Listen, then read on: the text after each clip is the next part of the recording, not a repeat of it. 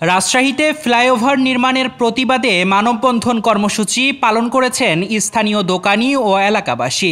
সোমবার বেলা 11:30টার দিকে নগরীর নিউ মার্কেটের সামনের সড়কে এই মানববন্ধন অনুষ্ঠিত হয়।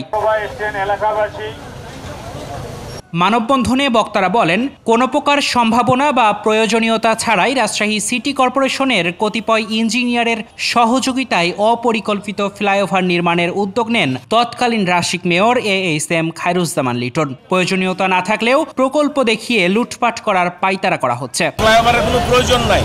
এখানে বহু কর্পোরেট বিজনেস প্রতিষ্ঠান আছে, যারা এখানে ফ্লাইওভার তৈরি করালে সব চলে যাবে, এই রাস্তাটা শেষ হয়ে যাবে। এই রাস্তাটা হচ্ছে রাজশাহী শহরের হাট। যে ব্যক্তি এই রাজশাহী সিটি কর্পোরেশনের দায়িত্বে ছিলেন, সেই ব্যক্তির মাথায় কতটুকু খেলো ছিল বা বুদ্ধি ছিল যে এইভাবে একটা নির্মাণ প্রকল্পের জন্য এই রাজশাহী শহরের 5টা পয়েন্ট একসাথে বন্ধ করে দিয়ে নির্মাণ কাজ করতে হয়।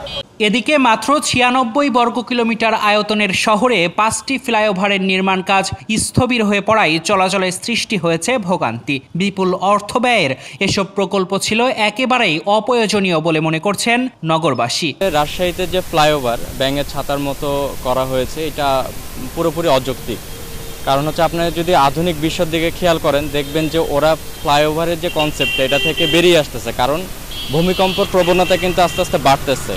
তো একটা ফ্লাইওভার দেখাচ্ছে এত বড় ভারীযুক্ত জিনিস যদি থাকে, জানমালের অনেক ক্ষতি হবে। ওভারব্রিজ দিয়েছে মেডিকেলের ভিতর দিয়ে, ওটা সর্বোচ্চ বাংলাদেশের সেরা জিনিস।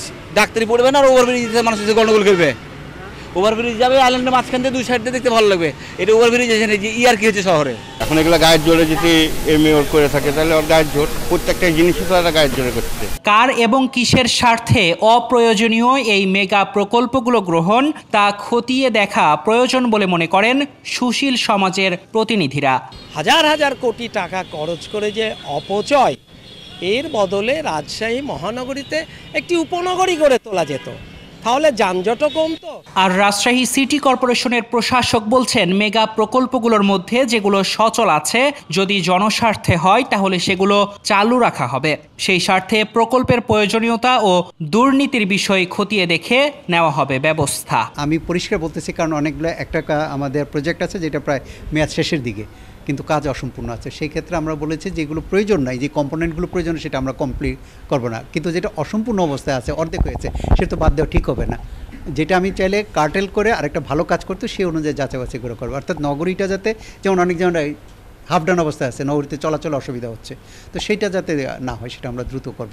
অনিয়মটা আমরা কাউকে ছাড় দিব না। এটা রাজশাহী নগরীর সমন্বিত অবকাঠামো উন্নয়নে গত সরকারের বরাদ্দ ছিল প্রায় 3000 কোটি টাকা। এরপর 3টি প্যাকেজে 5টি ফ্লাইওভারের টেন্ডার করা হয়। এতে প্রকল্প ব্যয় ধরা হয়েছে প্রায় 722 কোটি টাকা। তারেক রহমান, পদ্মা টাইমস, রাজশাহী।